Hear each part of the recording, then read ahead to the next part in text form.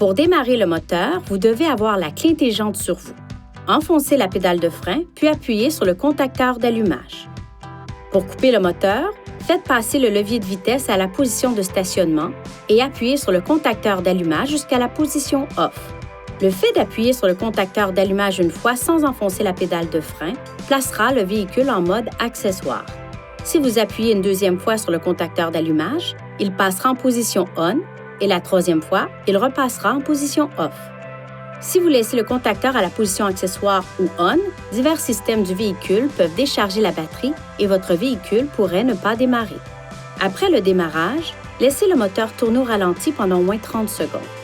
Ne faites pas tourner le moteur de votre véhicule à un régime trop élevé pendant qu'il se réchauffe. Conduisez d'abord à une vitesse modérée sur une courte distance, plus particulièrement s'il fait froid.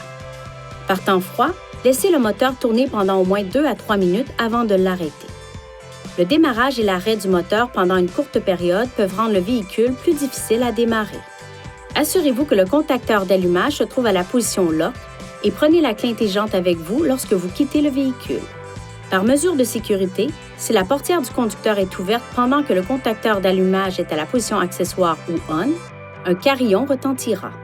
Si la pile de la clé intelligente est à plat et que vous devez démarrer le moteur, assurez-vous d'abord que le levier de vitesse est en position de stationnement.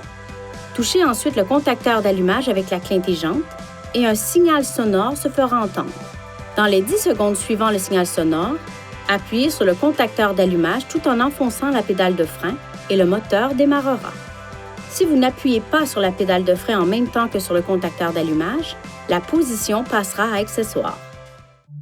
Veuillez consulter le manuel du conducteur pour obtenir des renseignements importants concernant la sécurité et les limites du système et pour en savoir davantage au sujet de son utilisation et de ses caractéristiques.